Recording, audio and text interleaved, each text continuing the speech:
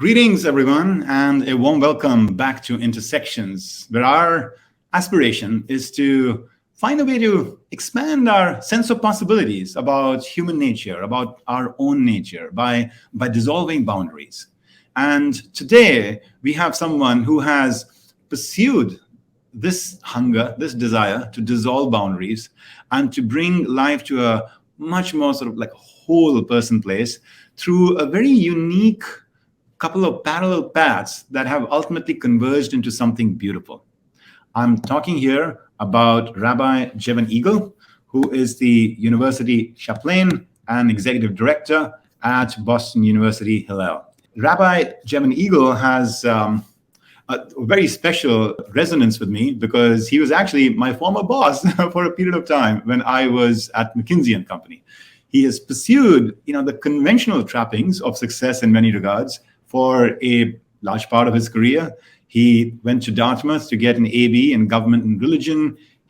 While he was there, he also, and then beyond, he helped found the Jewish Lights Publishing Group to disseminate Jewish teachings in the print form in the early 1990s. He got an MBA from the Harvard Business School, went on to work at McKinsey, became a young, fast progressing partner at McKinsey in its retail and consumer practice, went on to become an executive at the national retailer Staples, where he has served as the executive vice president of merchandising and marketing and was responsible for turning the easy button into a workplace sensation. He went on from there to become the CEO of a company, DavidsTea, which he ran very successfully before moving on. What he moved on to is the next part of the story that I want to come to in just a few seconds. In addition to that, he continues to be on the board of a public company, Carter's, which is the largest branded marketer in the United States and Canada of apparel and related products for children and babies. So now, I spoke to you about the parallel path that he's been on as well. And that is his Jewish journey. So Rabbi Jevin has had a lifelong commitment to the Jewish community. He has been on the boards of several, Jewish community organizations, continues to chair the Harvard and Boston University Hillel. And more recently, after his stint with DavidsTea, he completed his master's in Jewish studies and received rabbinic ordination from Hebrew College in 2019. And that ultimately led him to his present place, where he is at the Boston University Hillel as the executive director and university chaplain. Jevin resides in Boston, Massachusetts. He is also spending part of his time in Quechee, Vermont. He's married with 2 daughters. He's got a great passion for wine, as you will see as we discover more about the rabbi's very colorful, life journey. In addition to Judaism and business, he's also really passionate about exercise. He's a voracious reader, and he has studied and taught with great heart and devotion, wine. On that note, let me bring into our midst Rabbi Jevin.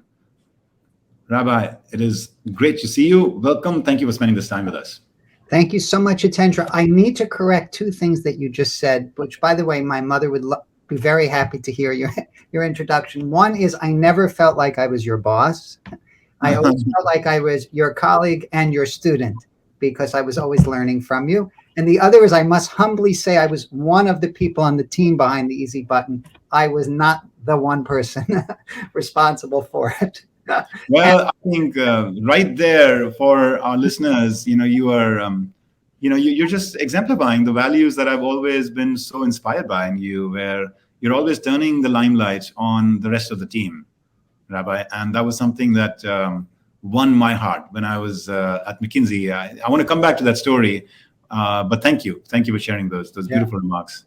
Shall we start, closer to the early stage of your life where you're born, you're being raised, you're going to school, and then at some point, I guess, that sense of self-definition and choice-making comes to us as to who I want to be when I grow up, what kind of life I want to lead, and all of that. When did that kind of awareness and choice-making start happening for you? So, for me, the real issue was growing up in this intense community on Long Island where there was such a drive to be better, to do well in life. And in that environment, I had lots and lots of Jews around me, but no Judaism. And I had lots and lots of educated people around me, but not a lot of learning going on. And when I went to college, I realized that I felt somewhat empty, somewhat lacking. And like today, the number one problem, in my opinion, with college students is loneliness. I think it's actually maybe the number one problem in general in our society.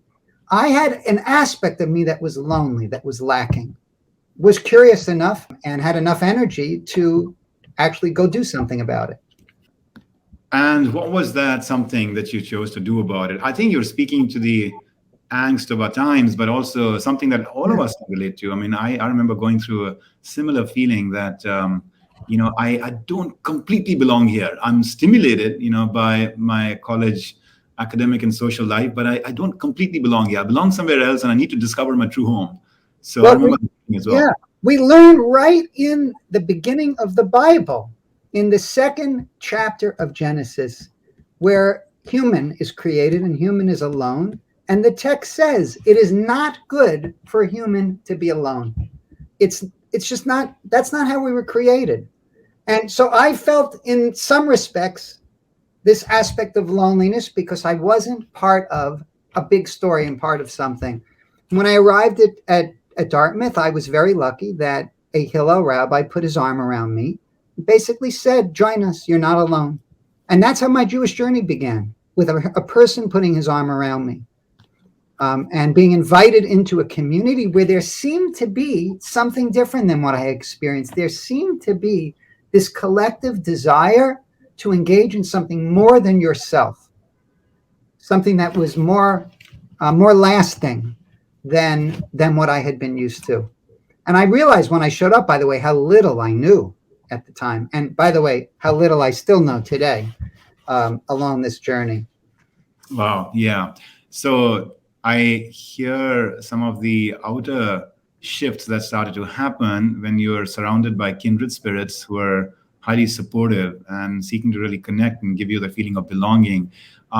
Did you also, as part of that journey, then start to experience any shifts from within? So there was the outer part of it, shed a little bit of light with us on the inner part of the shifts that you were going through?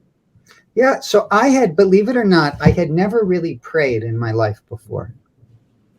I had been in a synagogue, but I had never actually prayed. To me, the definition of prayer is service of the heart, to open up my heart and to communicate to the ineffable, to communicate with God. There's no way my family ever would have discussed that. So I had been introduced to this by this community of people whose primary action each week was getting together on Friday nights at the end of the week and to disengage from the things they had been doing and to engage in a communal act of prayer, a communal act of praising God and speaking with God, and then doing the religious act of eating a holy meal together.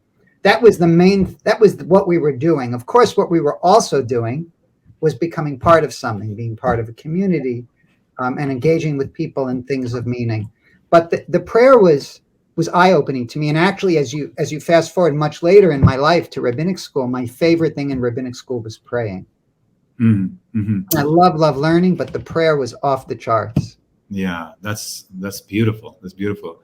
Tracing my own journey around the same age that you were at, I was escaping from college and going to a couple of ashrams in India and really enjoying the silent meditations there and interacting with some of the monks there. And then I would come back into college and it would be a whole different milieu of people. So it wasn't at college, but it was an escape from college for me. You were fortunate, it sounds like, to find that community right there, thriving, flourishing at Dartmouth itself. When I was in rabbinic school, we studied, one of our classes was an education class where there's been research done on what needs people have at various stages in their life. And it's pretty much proven that we all have a need throughout our life to connecting to higher purpose and meaning. That's what it means to be a human.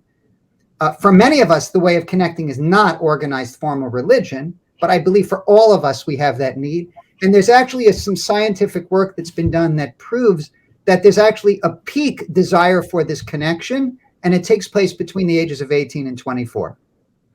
Yeah, fascinating. So it's not surprising that you and I were both seeking that out.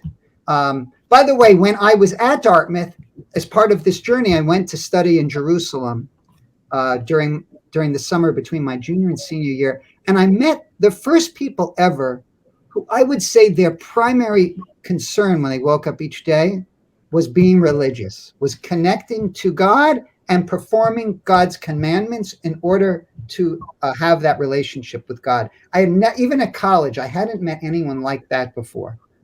And who were these people? Well, there were actually two young guys in particular who are on my program. One was at SUNY Albany and one was at Princeton. They had been brought up in very religious households, modern but religious households. And I had never met anyone like this before. That their primary purpose each day was serving God, was doing God's mitzvot, God's commands. They were praying 3 times a day. They were very careful about everything they ate and their actions. And it was and then I was introduced to a yeshiva in Jerusalem where there were many other people like that. And I found that very seductive, very, very, very exciting.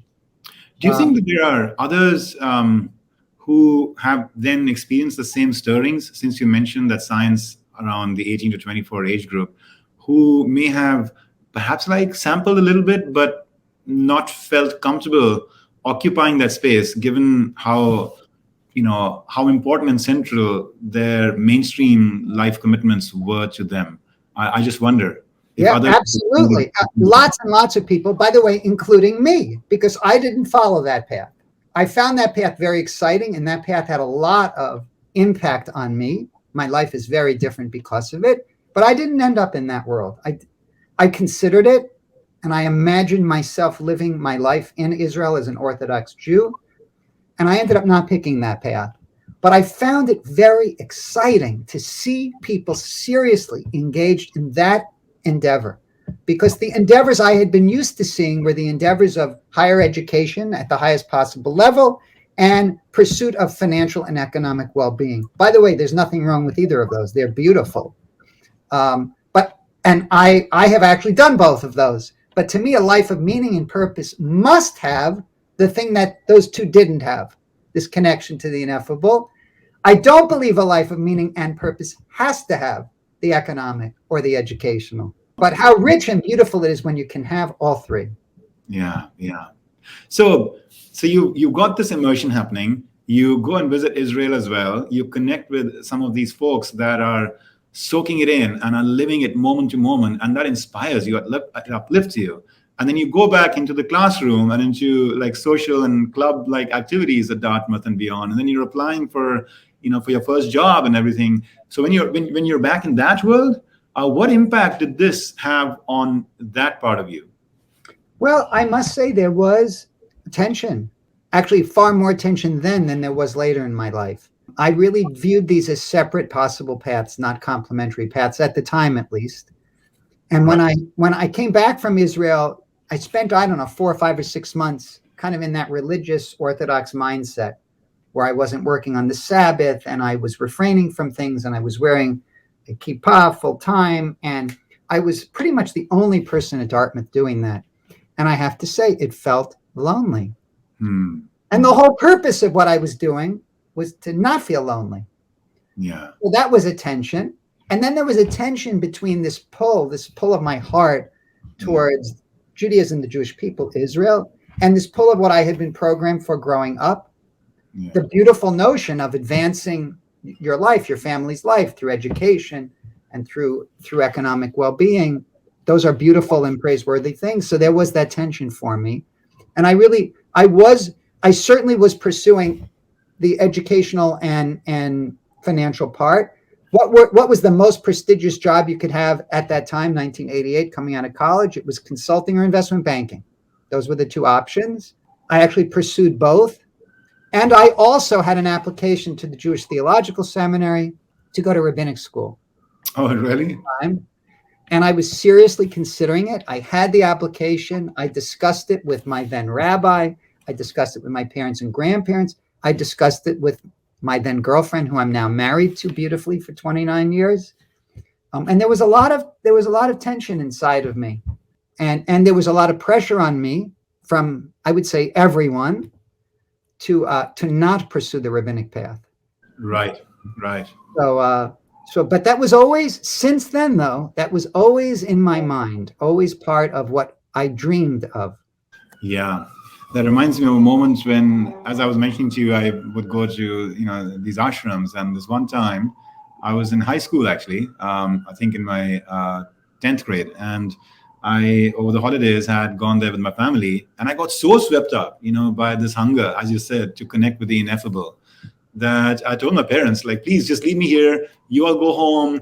I don't know what's coming next, but I do know that right now, this is the place for me. This is where I want to be. I'm just like, every part of me is just so alive here. And then they persuaded me out of it, with the logic about the exams that were coming and the graduation that was important from 10th grade and all of that.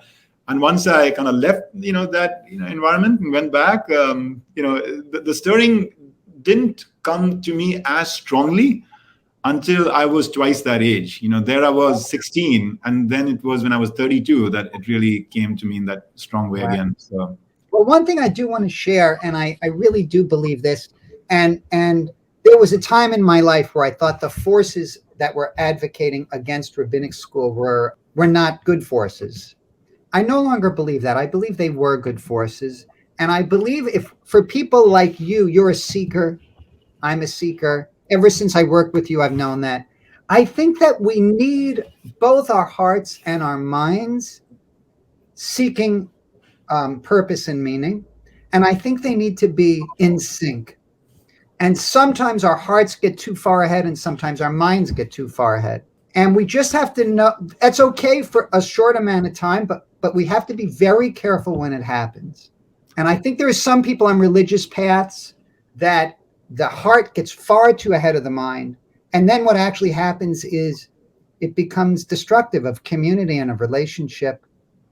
Only one of the first 5 commandments in the Torah is about people, and it's about honoring and respecting your parents. And, turning your back on your parents to pursue a religious path has a lot of contradiction in it. Wow. So, it's beautiful. What a lovely frame to keep in mind for all of us. I know our listeners are going to really value that. The idea about the heart and the mind being in sync and one getting a little bit ahead of the other, but not for too long and not too far out there. That's such a beautiful. By the way, I'll share with you, Hitendra, I have a lot of people who come to me for advice. And so there was a young person I've known for a long time, the son of someone I'm very close to, and he recently got a job offer at McKinsey. So he called me for my advice. Should I take it? Should I not? He wants to do X, Y, and Z in his future. We had a long conversation about the pros and cons of McKinsey for his job. And then I said to him, we've missed the whole conversation here. We've discussed your job, but we haven't discussed your life. Mm-hmm. And his mind was far ahead of his heart.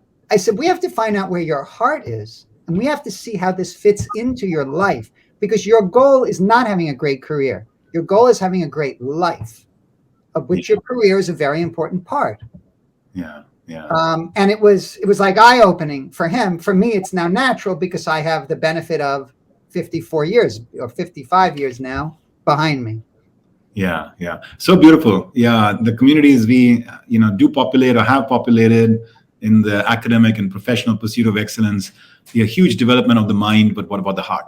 I think that's what I'm taking from you there. Beautiful. Yeah. So, Rabbi, so when you made that choice then to not actively pursue, rabbinic school at that time, but to go into professional life and continue to pursue, success in the way, society defines it, and you end up in McKinsey. That was your first job out of college, right? No, my first job was management consulting with corporate decisions. It was a spinoff of Bain. And then I did that for 2 years and then was one of the founders of Jewish Lights Publishing. I then went to Harvard Business School. So my first job after business school was McKinsey. I see. And that foray you made into Jewish Light Publishing, so that was another attempt from you to bring your professional life and in a sense like your values and your spiritual life together? It was really wonderful because the mission, it's so important to ask the question. And incidentally, the person who taught me this was in rabbinic school. He said, whenever you're pursuing something, start with a crystal clear understanding of what am I trying to accomplish? So what I was trying to accomplish was I wanted to go to Harvard Business School. I see. And actually, the odds of getting into Harvard Business School are higher with 2 years of consulting and 2 years of being an entrepreneur than they are 4 years of consulting. I see. And I could not only increase my odds of getting into Harvard Business School, but I could actually do something that spoke to my heart, which was do this Jewish Lights publishing thing. So it was a win-win. By the way, I did have to take a pay cut. So no problem, though. That was so worth it at the time. And I'm still very close with the person who I worked for and with at that time, who's been a lifelong friend and mentor. Wonderful, wonderful. So now you're ending up at Harvard Business School. Let's come back to the McKinsey phase next. But you're at HBS. You've taken this turn where you are moving more and more into the conventional views of what success is on the outside, materially, economically, financially, and yet there's this other part of you that is perhaps still tugging at you. Is that right? Sure, absolutely, yeah. And how did you then, in the HBS milieu, stay true to both your inner call as well as what was happening on the outside? Well, I must say that the primary, for sure, was being in business school, and the next was being newlywed. But we all have other things we can pursue. At the time, I would not say it was a minor. I want to get to this idea of majors and minors later. But yeah, I mean, I had interests in Judaism. I was on my Jewish path. And I'm a stubborn person. So when I decide to do something, I'm one of those people who really does do it. Like the New Year's resolutions, if I make them, I pretty much do them, which, as we all know, not everyone does that. That's my strength and my weakness. So, but being Jewish was just part of who I am and was then. And so I did some things. I got involved. I stayed kosher. I went to Harvard Hillel, Jewish student organization. We made in my family Shabbat every week. So there were things we were doing to keep that journey going. Let's say, call it that, to keep the journey going. Yeah. Does some of the teaching and ideas and beliefs that you absorb from there end up informing and guiding the way you show up at school and at work in that period of your life? Tell me more what you mean. Things I learned in business school or things from my Jewish in your Judaic kind of pursuits of the teachings and the faith. Did they end up sort of informing and shaping the way you were silently, if you want to call it, expressing any of that in your relationships and the professional and academic world, and the way you're showing up in class and in the office and all of that? It's a great question. I've never been quite asked it that way. And I have to tell you, what comes into my brain as you ask the question is yes and no. At that time in my life, I had not done enough Jewish learning to say that Jewish wisdom and Jewish learning were impacting my life, because I hadn't done enough. I see. I had done very little actual Jewish learning. Yeah. I had been doing Jewish practice, and I had studied about the Jewish people and Jewish history, but I had not studied the Torah, the Talmud, the Jewish wisdom. Yeah. So that being said, I would say my Jewish identity was shaped and active, and my Jewish participation in community. So my experience in business school, my experience as a professional, was certainly influenced by my understanding of my identity. Yeah. This identity as a Jew, as someone who is a minority in a majority Christian culture, as someone who comes from a people with a particular story and a connection to a particular land, that absolutely had bearing, but not Torah. Torah meaning Jewish wisdom and teaching. I didn't have enough Torah in me to apply it to my life at that time, and therefore I was still very much lacking and empty. And by the way, there's a midrash, this Jewish wisdom from 2,000 years ago, that says we're all when we're in our parent and our mother, with the entire Torah in us already. When we're born, we forget it all, and we're supposed to spend our life relearning it. Oh, that's beautiful. There's this primordial Torah that we all have, yeah, that we experience in the womb, or we experience the act of our being created as potential lives. So either I didn't have it, or it was yet to be unlocked. Let's call it that. Yeah, I see. Wonderful. So I think what I'm hearing from you is there was a sense of strong identity, from the outside about what it meant to practice the Jewish faith on the outside, but what it truly stood for and what the Torah's insights and wisdom was about your true identity and, your relationship with the universe and with God, that was still taking form at that time in you. Exactly. and then you graduate from Harvard Business School and you join McKinsey. That's right. And a few years into that is when I met you, and we happened to be working on a project together.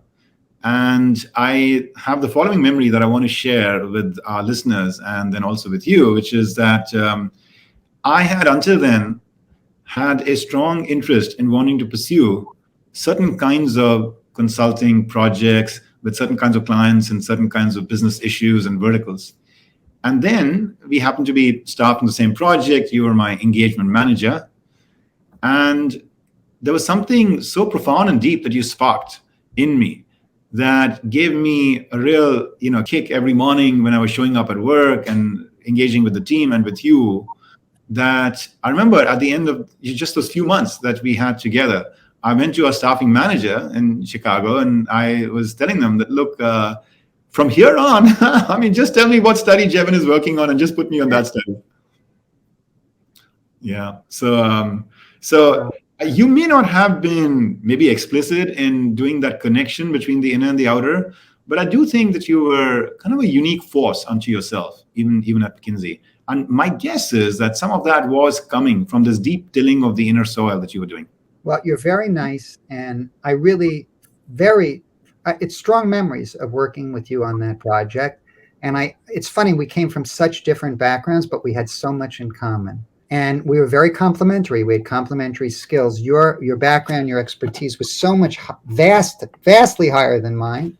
And we figured out how to work together and end up at a much better place than we would have been if we had to do it alone. And that's, to me, what the whole goal of community is. So we were actually building a community of sorts on the team. And your memories are fun and my memories are fun, not because the quality of the answer was so good. I don't even remember the impact we had, but I remember working with you. Yes, that's a beautiful way of putting it. You're very gracious about what you claim to be like my capabilities. As I recall, from that moment, I'd come with a very strong analytics passion and background with data and modeling and research and all of that. But then what I really learned from you, which was invaluable to me, both in that moment and in life beyond, was the need, the importance, and how to of stepping back, and looking at the big picture, connecting the dots, getting to the essence of what the core issues are, really trying to understand what the problem is that you're trying to solve, and making the analysis you do serve that larger cause rather than be an end unto itself. For someone with my kind of technical immersion in the ocean, of information out there, this was a huge growth moment. Yeah. Well, thank you. And I do think that's when we're praising McKinsey or that type of work, that's it at its best, is really figuring out the definition of the problem and then keeping that big picture in mind. And that's helped me in my whole life since then. So thank you for pointing that out. I feel the same way. I spent less years there than you did. In your case, you went all the way to becoming a partner at McKinsey. And so tell me a little bit about what your reflections are as you recall kind of your time at McKinsey. What was that chapter in your life like for you? Well, first of all, let me just say, it was unimaginable in my parents' era that they would have been able to work at a company like McKinsey. I see. Just from the Jewish experience point of view, for a Jew to be able to work at and then be a partner in McKinsey was just an incredible breakthrough in the history of the Jewish people, a firm at the pinnacle of corporate America. Mm-hmm. And it's even gotten more well-known since then. So it was just remarkable that my strong Jewish identity would not be a blocker from my getting the job and then my being advanced in the job. Incidentally, at the time, there were not a lot of Jews in the firm, but I always felt supported and welcome. And I never felt personally that being Jewish at McKinsey was a negative. Yeah. And then I would just say it was a very exciting time. There's two parts of the McKinsey mission: positive, lasting, sustainable value in our clients, attract, develop, retain the best people. The part that's most memorable for me was the people side. I was told by a McKinsey director early in my career that there's three types of consultants. There's the frustrated general manager, the one who really wants to be a corporate CEO and is doing this because they wanted to be a CEO and they're somehow in this seat of advisor, but they get excited in power through their being an agent for the CEO. There's the problem solver, the person who just loves solving the hardest problems and gets sick and tired of problems and moves on to the next one. And there's tons of people like that. And then there's the person who loves helping people. Yeah. By the way, I think many of us have aspects of all three in us. The one that most resonated to me was the helping people one. And that's why I also think the side of McKinsey that most resonated for me was the people side. The teams I worked with, the people I learned from and with. I would say one of the teams I was on at McKinsey was the highest performing team I've ever been on in my career. And every member of that team was people I just respected deeply and I've stayed in touch with over the years. And by the way, I disagreed with every one of them on a number of things, in client related and world related. And that was part of the beauty of this team, is I grew so much through being part of a group that disagreed but respected each other. And I would say genuinely cared for each other too. It's a gift to be with people who are smart and driven and care about the world and know how to listen. I think one of the biggest problems in our world today is we don't have people who know how to listen. I love the saying, by the way, we were created with 2 ears and 1 mouth for a reason. Yeah. So beautiful. That 3-part kind of description of what the types of consultants that are out there. It struck me that the first one is what it is. The second and the third, in particular, which are people who are actually really invested in the consulting process, that they want to be there, but one the problem solver and the other who wants to kind of help people. That's the mind and the heart, that you spoke about. Exactly. Yeah, that's exactly right. Yeah. Again, as I recall our time together, one of the things, Rabbi Jevin, that I found quite distinctive about you, which has stayed on my memory, is that you were quite comfortable in establishing and pushing for certain norms, for certain expectations about work-life balance and certain choices that you'd want to make, that you'd want us to make sure that we were taking care of ourselves, taking care of our near ones, in addition to doing the best work that we could for our clients as well. And you had a certain comfort in affirming and asserting some of those values. Where others, who are still trying to find the way around what's the path to success here at McKinsey, might have just been uncomfortable at the idea of, of that kind of just overt assertion of certain other commitments beyond McKinsey.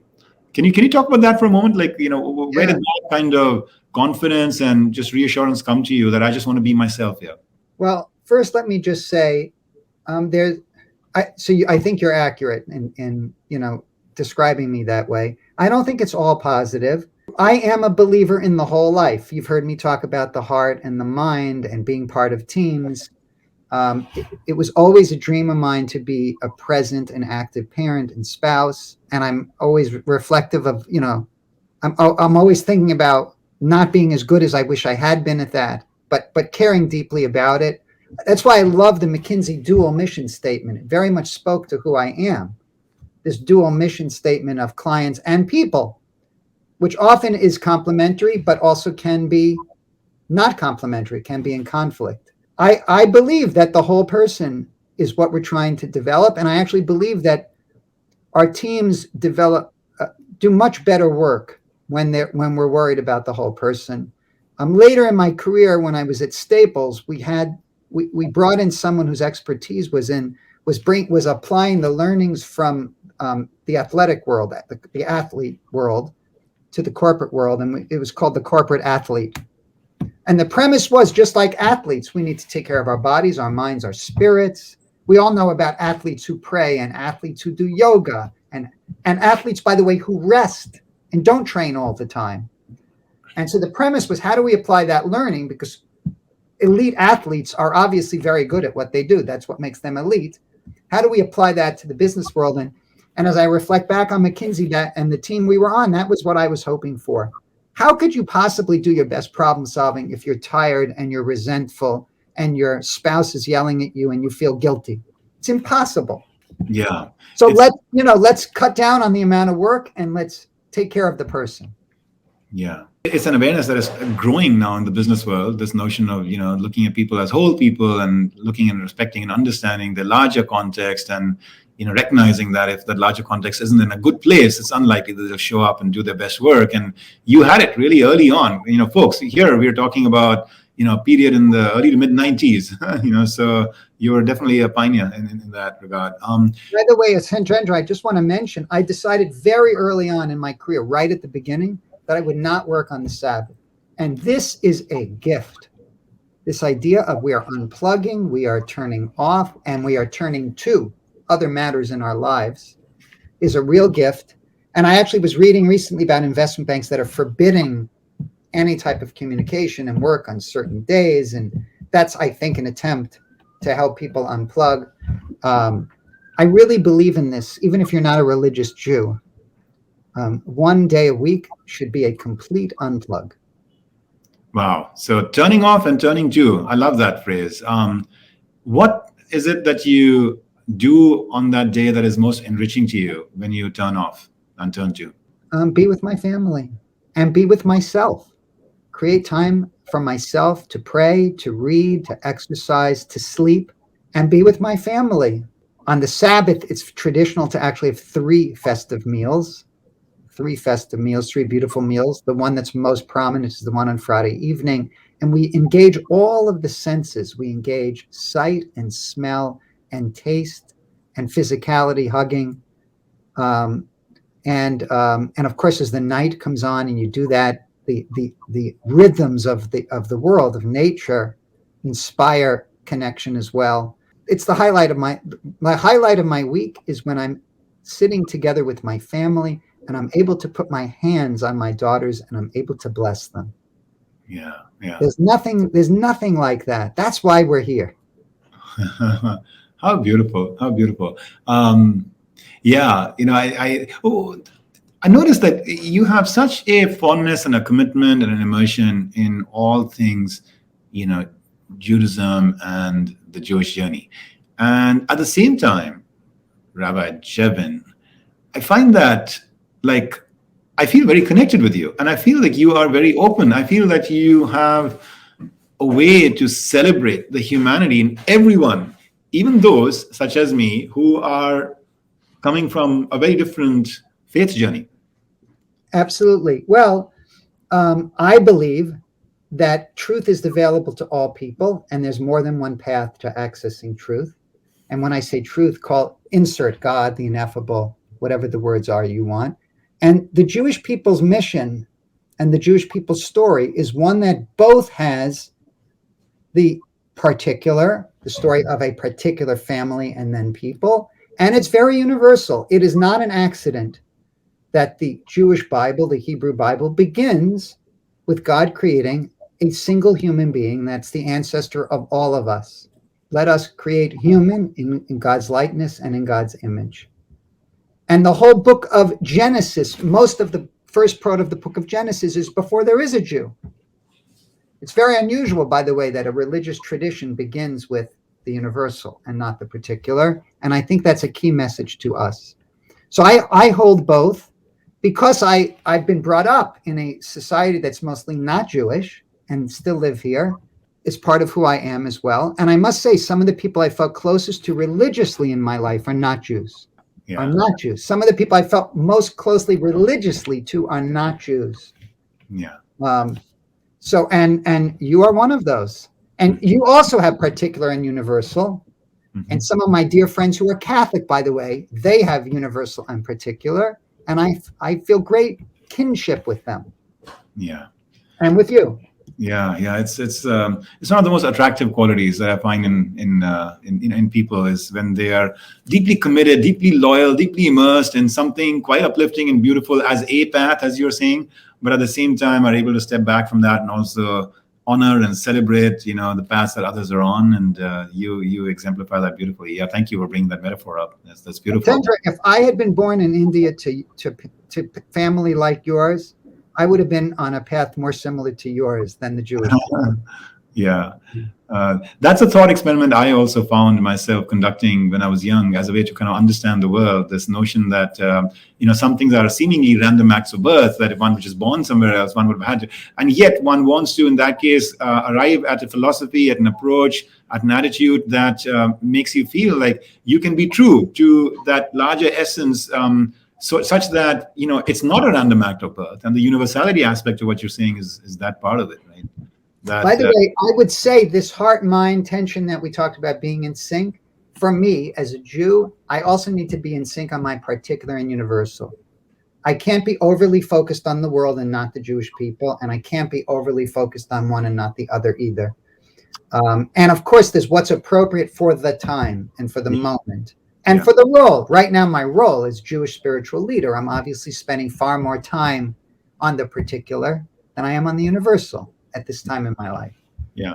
Folks, you might be noticing, Jevin, you have this capacity to really simplify some of the messy kind of, calculus that we have to do from time to time in making choices and decisions. This notion of the heart and the mind, and now the particular and the universal, as just like simplifying constructs, through which to really understand your relationship with life, right? So that's beautiful. And there's another one you talked about, the minor and the major. We want to get that, to that in the next few minutes. So let's talk about, let's fast forward. You choose at some point to leave McKinsey, which is, by itself not a surprise, with the large amount of opportunities that open up for folks like you who've come to a partner position at McKinsey, and then there are executive and other roles that you have outside. So you join Staples, and then you move on to DavidsTea.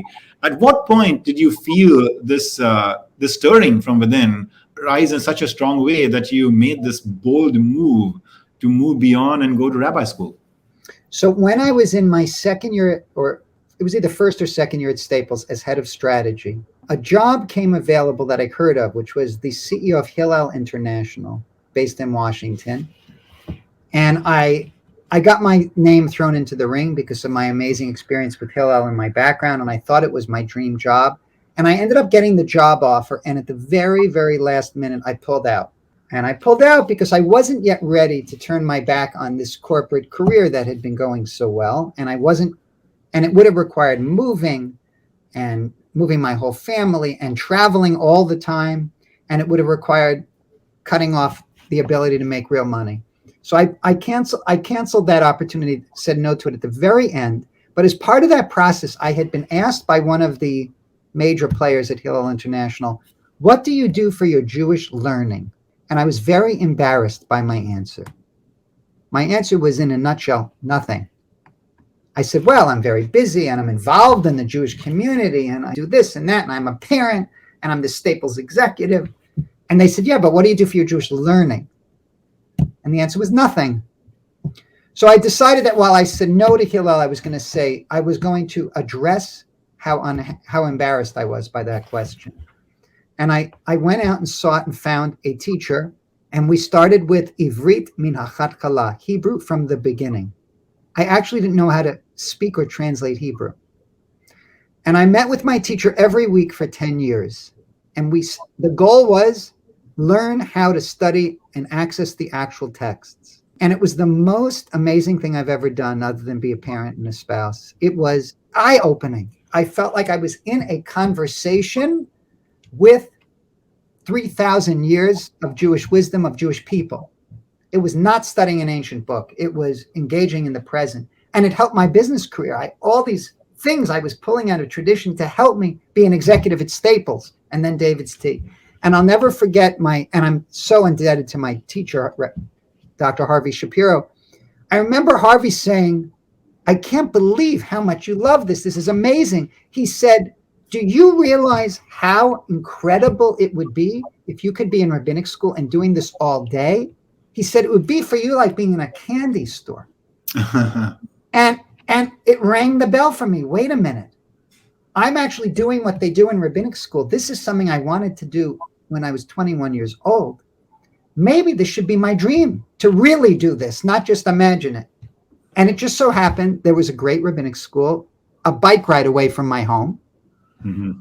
So when I left DavidsTea, there were two pieces of advice I got. One was from my fidelity advisor, who said, You can live the same lifestyle you've been living as long as you get a job when you graduate rabbinic school. You don't have to make a lot of money anymore. You've saved enough to do that. And the other was a conversation with my rabbi, who said, Jevin, you don't have to decide to be a rabbi and go to rabbinic school for 5 years and spend the rest of your life. All you have to decide is what you're doing in the coming fall for the next 6 months. Enroll in rabbinic school, try out your dream, and if it doesn't work, you'll change. You'll go back, you'll answer the call of the search firms at that time. They'll still want you as a corporate CEO in 6 months. And it was brilliant, and it really reduced the stress in myself and in my family about what my path would be. So I tried out rabbinic school. I put on hold the search firms that were calling. And Harvey was exactly right. It was like a dream come true. I couldn't believe that my full-time job was studying Torah. And I'll tell you the real moment of dream, one of my semesters I had to live and study in Jerusalem. And I remember my walk from my apartment to the yeshiva where I was studying, and it was along the streets of Jerusalem overlooking the walls of the old city as the sun rose. And I said to myself, this is honestly living a dream, to be going to work to study the Talmud as the sun is rising over the old city of Jerusalem that Jews were not allowed to be in for 2,000 years, and that we're now living in our homeland. And as far as I know, Hitendra, there isn't anyone in my family's history who ever studied the Talmud. As far as I know, there's no memory in the family of anyone who spoke Hebrew or knew how to study a Jewish text. So no. I felt like I was being redeemed.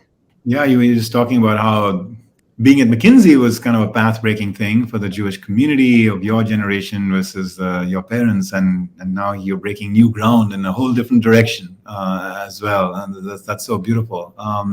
And did you feel that, in fact, the Torah was always there within you when you started to go through this journey, and you were just awakening to it more than learning it from the outside? I mean, like many questions you ask that is so good, the answer is yes and no. The intellectual aspect of Torah was not within me. That really was a treasure that I need to go. Most treasures, as we imagine them generically, are not just, they're either in front of us and we can't see them, or they're not in front of us and we have to dig for them and explore for them. Either analogy, whichever one you like. I believe the mental, the mind, the specifics was a treasure I needed to either uncover or open my eyes to, etc. But the Torah, the physical aspects of Torah, the yearning, the desire, the quest for love, of wanting to be loved, that for sure was in me. I think it's in every one of us. And Torah in its fullest sense is not just the intellectual, it is this love. I'll just share with you, by the way, one of the 24 books in the Torah is the Song of Songs, Shir HaShirim. And if you read it, it is a racy love story. It's highly sexual, highly sexual, like shockingly so. And the greatest rabbi of all time, Rabbi Akiva, is quoted as saying this book, Song of Songs, is the Holy of Holies. And of course, the question was why? Why did he say that? And I think there's two reasons. One is that it was such a racy book that we needed to put in the name of the most important rabbi that it's a holy book in order to keep it there. Very logical reason, right? To just, because there clearly would have been a stream of rabbis who would have said, impossible that this book comes in there. We use Rabbi Akiva's name, boom, if you quote Rabbi Akiva, it's there. But the other reason why it's the Holy of Holies, the much better reason, in my opinion, is the ultimate highest form of religious experience is to feel love for God and for self. And the best analogies we have for love between us and God is the deepest love we would have between us and our beloved. And that's why this poetry, which in my opinion is the best poetry of all time, is the most deepest, holiest work in Torah. I really like that.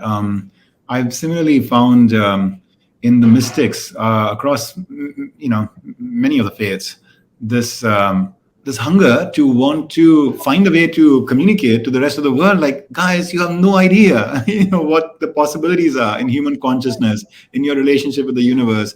And they have to use these very material and physical and here and now kind of metaphors to try to get it across. And they can't be the average everyday experience. So they have to find something which is very uplifting and very profound and deep and rich. And sometimes, it's about intoxication and it's about being drunk. Yes, that's exactly right. Well, and the other thing is, and one of my teachers in rabbinic school, the great Dr. Michael Fishbane from the University of Chicago, his view is that we all have these peak moments in our lives when we can describe them in language that might sound like spirituality. It might be at the top of a mountain. It might be when you're having the most amazing intimacy. It might be when you were just elected McKinsey partner, whatever those peak moments are, when you feel something within you. Our mission then is to have everyday moments filled with the same type of spirituality as we have at the peak moments. How do we make the mundane, the everyday life experienced is as holy as those peak moments? I love it. That's our mission, particularly as people who are living in modernity in a secular world, but wanting to also live as spiritual human beings. Yeah.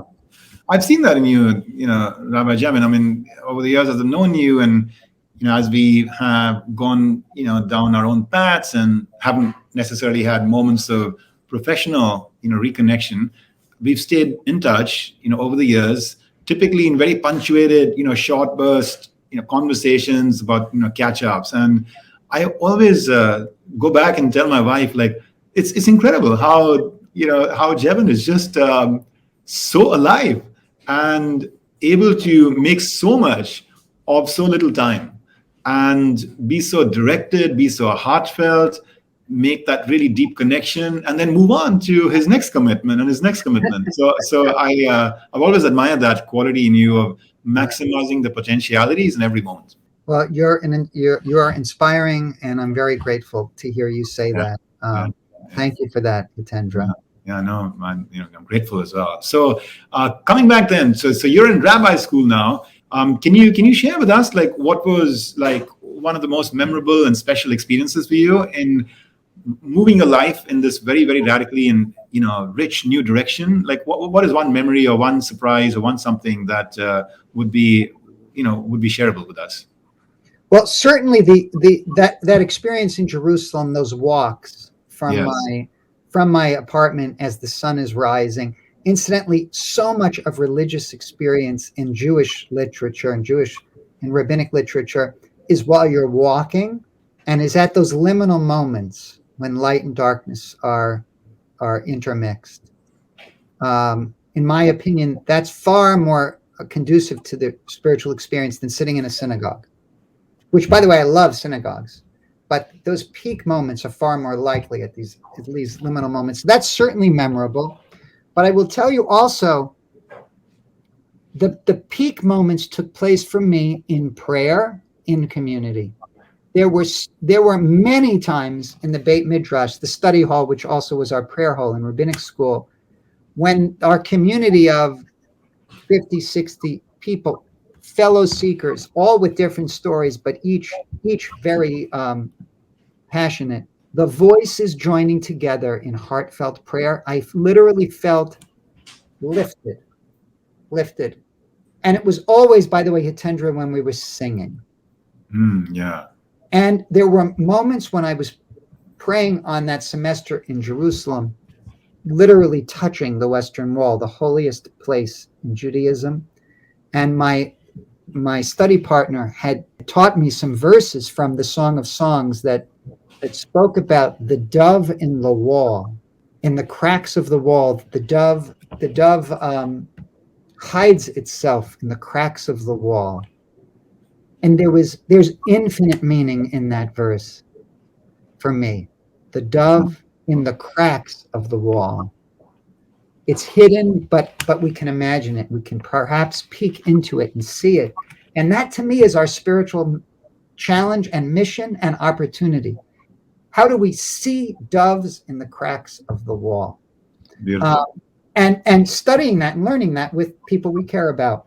So those were peak moments. I've never felt that way before. Yeah. So for those of us who may visit Israel but do not have the lifelong connection with the Jewish faith, but still see it so much as the Holy Land and can intuitively feel a great pull and stirring that happens when we go there, which certainly happened with me in a visit that I made there with my wife and daughter and mother. Any guidance for us as to what to go and explore there as a way to, even from that non-Jewish kind of background, tap into a little bit of that liminal experience? Well, like we said earlier, it depends on what are we trying to accomplish. There is a way of experiencing the land of Israel that is a particular faith-based way of experiencing on a religious mission, and people of all faiths and backgrounds can do that, particularly Jews, Christians, and Muslims, but I think all faith traditions. And you can tailor your experience to your faith tradition. There's also a way of experiencing the Jewish story as inspiration and for you, even if you're not Jewish. That's unique. The Jewish story, the Jewish journey, the return. We don't have stories of people leaving their land for 2,000 years and then coming back and and staying there all along in small communities, but not having control and power for 2,000 years. And then there is this incredible modern country in the middle of, a small little democracy that's very rich now and very successful in technology and agriculture and water and the environment and in many, many other ways. That's like a miracle. It's a miracle that a tiny little country could emerge as an island in the midst of something that's not like what it is. There's also that experience.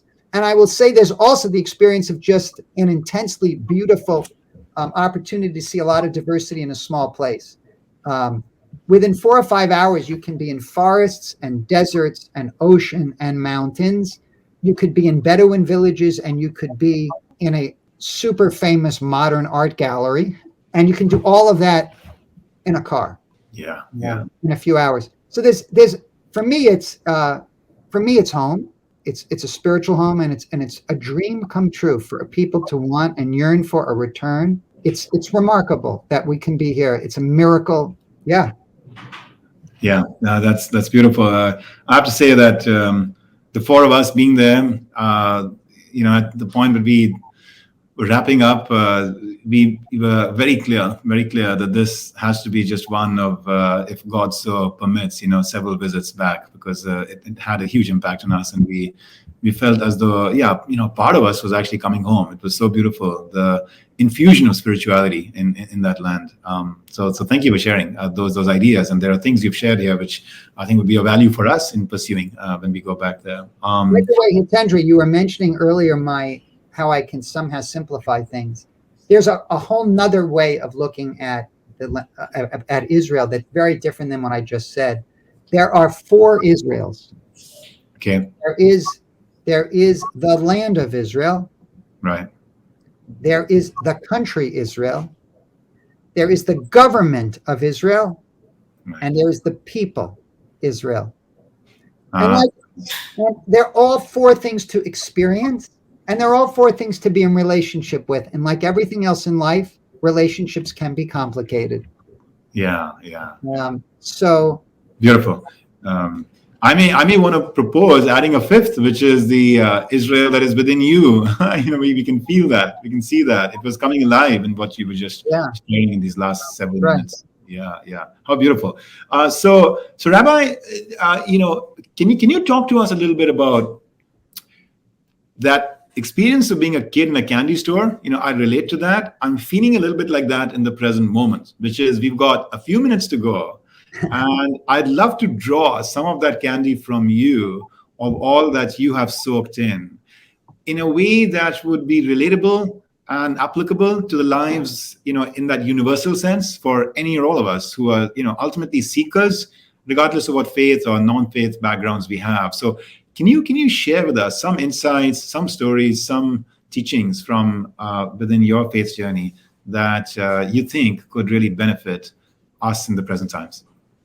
Well, thank you for asking the question. First of all, let me say, I think we've covered some of it. So this idea of heart and mind, this idea of religion being highly sensual, religion that's revealed from within us, but also discovered from without us, the particular and the universal. And then I'll mention just two other things. I mean, I could speak for hours and hours on, you're asking me the best kind of question. I'll just mention two others. One is just a further explanation of what we've just been doing. I believe it's very Jewish, and I think universally true too, to understand the dialectic. To be a religious human being is to live in dialectics. And Judaism is highly, highly focused on that. When you actually look at the beginning of the Bible, we have two creation stories.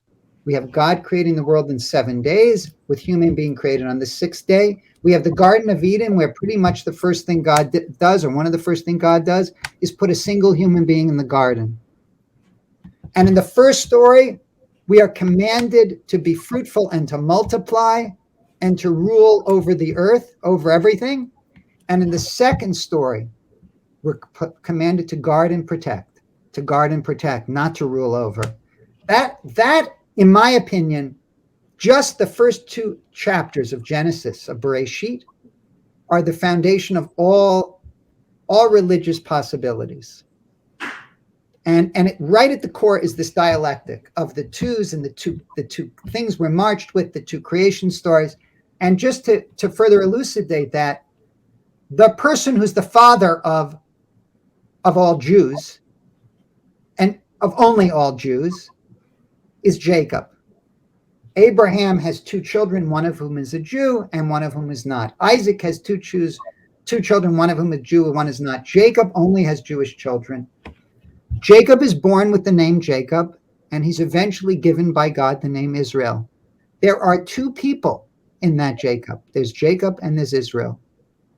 And if we had time, we could go through the story of how he becomes Israel. And Israel, of course, is our name, the name of our people.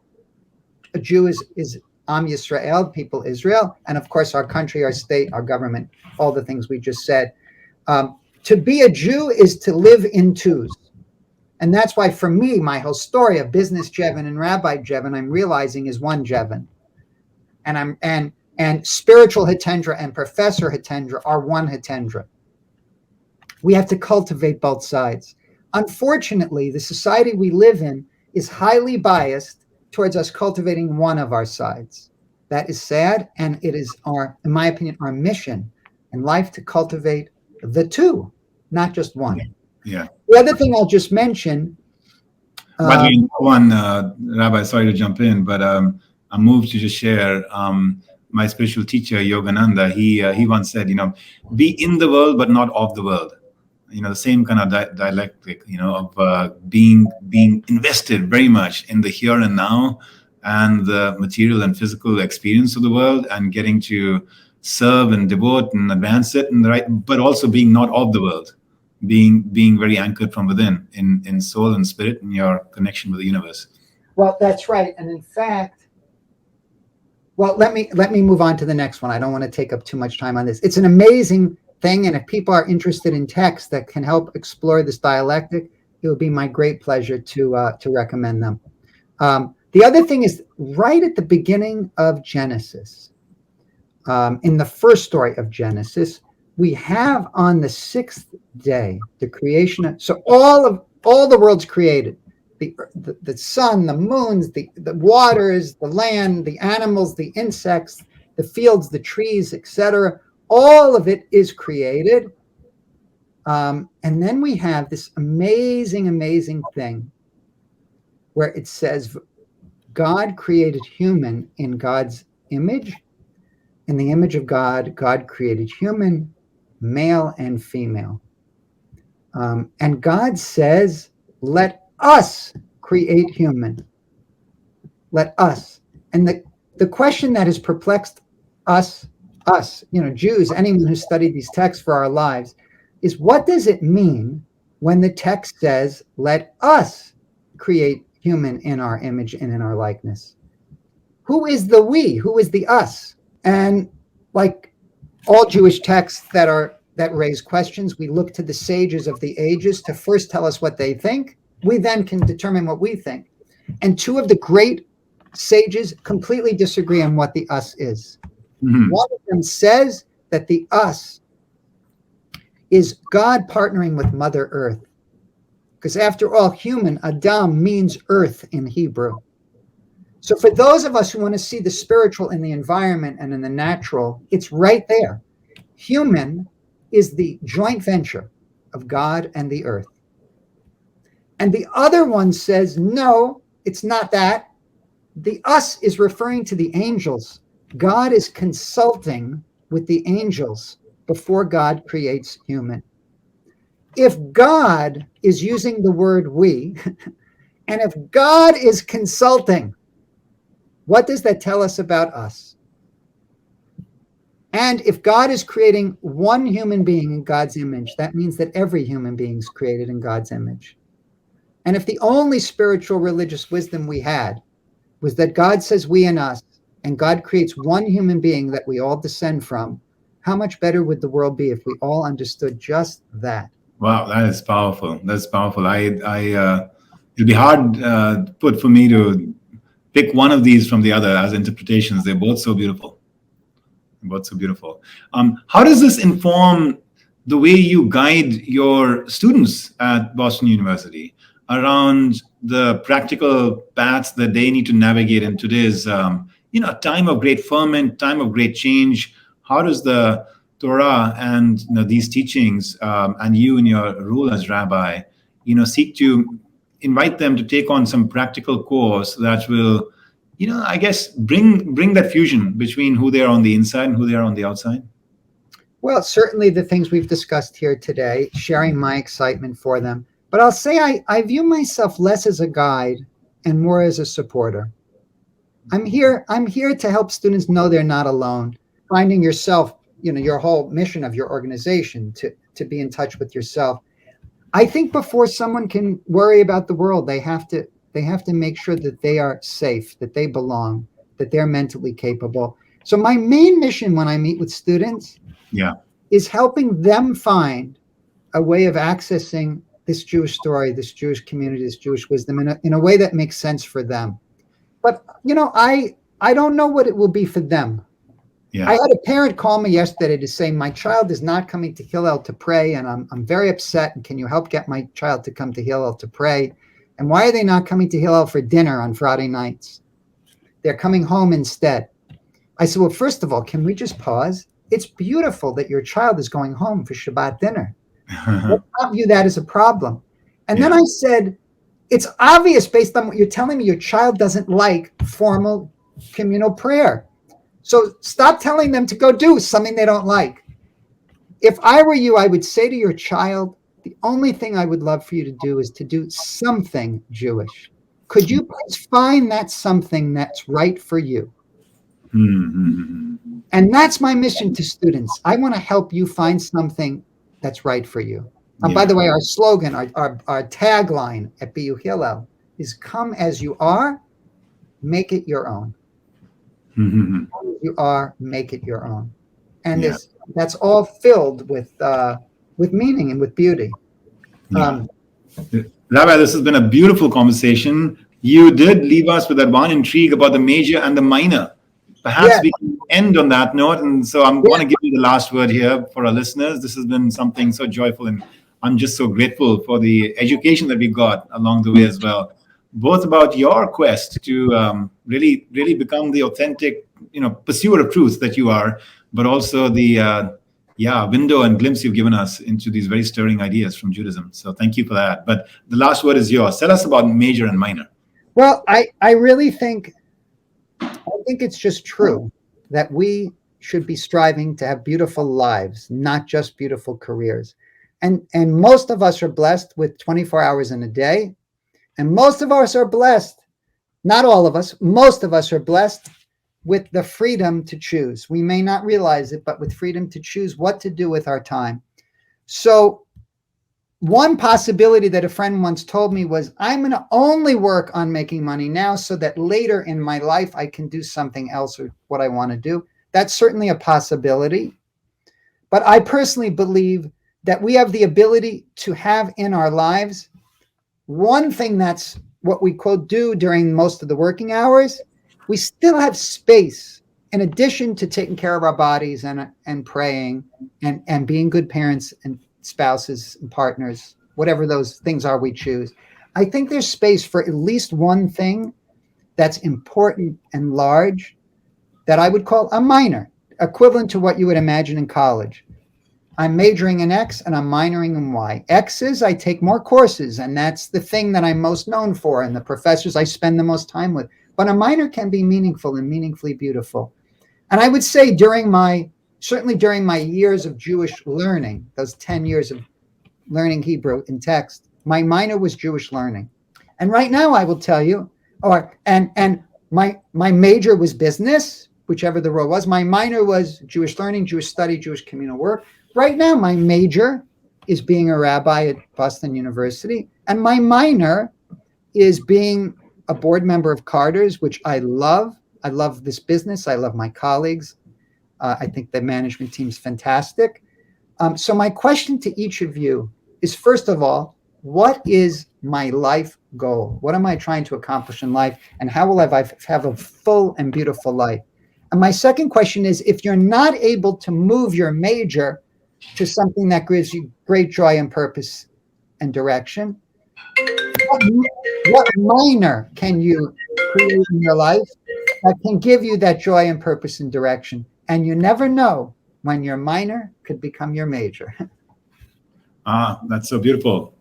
I love that thought of your minor becoming a major, keeping your minor going even while you're deeply invested in your major. So much power and beauty in those ideas, and your life is a shining example of how that has played out. On behalf of all our listeners, I wish you really well, Rabbi Jevin, both for yourself, for your family, for the community that you're serving, and the quest you're on. It is a beautiful quest, one that has inspired me even in its previous iteration, where there was a different major and different minor from how you've inverted it now. Thank you for all these beautiful ideas that you've shared with us today and the inspiration you've given us, both from exploring truths, but also living truths, in your life. And I look forward to having you back in Intersections at a subsequent moment and opportunity as well that we can get together. Well, what I can say to you is you are an inspiration for doing this and for making all of this available to people. And I want to send you not only my thanks, but my blessings for all of the beauty that you're bringing into the world. Yeah, very grateful. Take care. Yeah. Be well. Best. Yeah, you too. So, friends, there is so much power and inspiration, guidance to take from this conversation with Rabbi Eagle. Here are 10 points that I'm carrying away from it.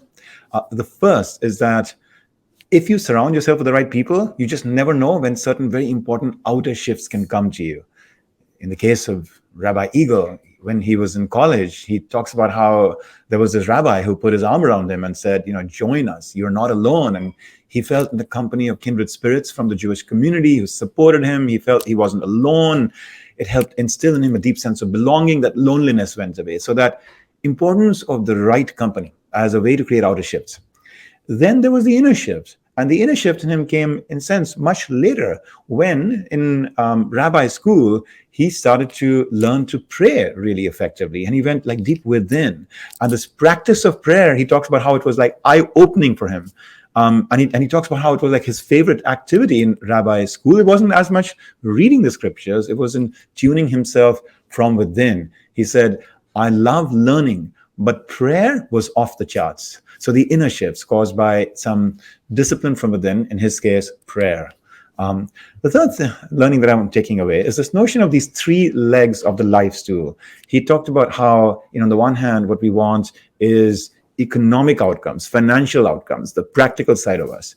Then we want this kind of learning and education and just kind of making sure that we can become, in a sense, the best versions of ourselves in intellectual life and beyond. And then there's a third, and the third is this questing that we have for meaning and purpose and the search for the ineffable, the hard to express and tangibilize, but that is something so deep within us. So the three legs of the stool and how they needs to be held in balance. We can't ignore any one of them. That's the third learning. The fourth learning for me is this notion that, sometimes it takes a while for certain seeds to germinate. In the case of Rabbi Eagle, there he was, at Dartmouth, and he had these pulls of wanting to go to rabbi school, etc. But then he had this practical side of him and this social pull that he felt in terms of the expectations of society. And that is what carried him forward for the next several years, because until he finally got himself to a place where what was like being stirred from within, the seeds that had been sown actually started to germinate, in a sense, much later in his life. Although he says that, that's always what I had been dreaming of doing, to go to rabbi school and then beyond. The fifth learning is, he talks about how in consulting, he saw three kinds of consultants, those that are driven by power, those that were driven by the deep desire to solve problems, and those that were driven by people. I like that kind of way of thinking about, our own internal motivations. What are we looking for? Is it power? Is it problem solving? Or is it people? The sixth learning is this notion of aligning the mind and the heart. This idea that sometimes we get too, perhaps maybe caught up in the mind, and we are thinking in very, very practical and aspirational and ambitious terms, but perhaps society is pulling us in that direction.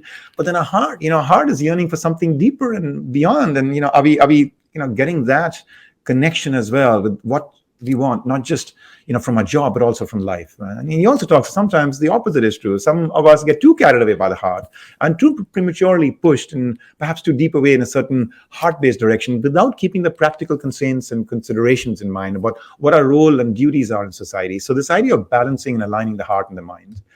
He talks about the seventh learning, the whole person kind of view in how we manage and lead. The idea that when he was McKinsey, which I saw in him firsthand, that he was really paying attention to making sure that people were being able to bring the best versions of themselves. And for that, they needed periods of rest, and they needed, rejuvenation of their spirits. And that he's always attentive to that idea of how are you doing with regard to your energy? And he says, even if you're not a religious Jew, one day a week should be like a complete unplugging. To help you do that kind of rejuvenation from within. Because he said, how are you going to be able to do your best problem solving if you're tired and resentful and your spouse is yelling at you and you're feeling guilty, right? So the whole person kind of idea. The eighth idea I'm carrying away is this beautiful unifying notion of the universal and the particular, that I can be very identified with the particular, the form, the commitment, the path that I am on, that I have been perhaps either born into or chosen for myself in a very conscious way, because I'm really drawn and invested in that community, in that service, in that path. And at the same time, there's this zooming out, more universal association and sense of service and commitment, I feel, to the world at large, and to tuning in and connecting with and celebrating and appreciating various different paths and traditions that are out there, the universal, but also the particular, being able to move back and forth fluidly between those two. The ninth learning for me is the major versus the minor. This idea that sometimes in life we get, all consumed and go in a certain direction, but if you feel that tug from your heart for something beyond, something richer, then maybe that can become a minor. Maybe you can be doing some amount of, conscious, deliberate investment in that area as well. And then this notion that sometimes your minor can over time become your major. If you've been, sowing those seeds, watering that plant, you just never know when one takes over from the other. So the 10th and final learning for me is this beautiful idea of living the dialectic. And he talks about how he says to be a Jew is to live in twos. That's why for me, he says, my whole story of the business Jevin and Rabbi Jevin is actually one Jevin. And he said, the spiritual Hitendra and the professor Hitendra is like one Hitendra. We have to cultivate both of these sides. Unfortunately, he says the society we live in is highly biased towards us cultivating one of these sides. And that is sad. He says, in my opinion, our mission is to cultivate both of these, not just one. And he talks so in such an inspiring and encouraging way, I think, for any or all of us who have felt a little bit of that spiritual spark, but we are also, engaged very much in material pursuits and accomplishments. He talks about how he says it was eye-opening for me, when he started to really study the Jewish, faith and the Hebrew language. And he says it was like I was having this conversation with 3,000 years of Jewish wisdom, not studying it, just as an ancient book, but like engaging with it in the present. That's the dialectic part. He's taking this old, deep, timeless truths, but he's applying them in the present. He says, it helped my business career. All these things, I was pulling out of my tradition to help me become more effective as an executive at Staples and then at DavidsTea's, right? And so he says, our mission needs to be this fusion of these two, and that gives you this notion of a peak experience. In other words, peak experiences are not just like one-time highs we face when certain breakthroughs come to us in life. Peak experience is what the questing in life is all about, that every moment is an opportunity for us to cultivate that sense of almost like a peak inspirational high. And that's it. I just want to leave you with this final point of inspiration that, as he said, how can we make the mundane everyday life experience as holy as those peak moments?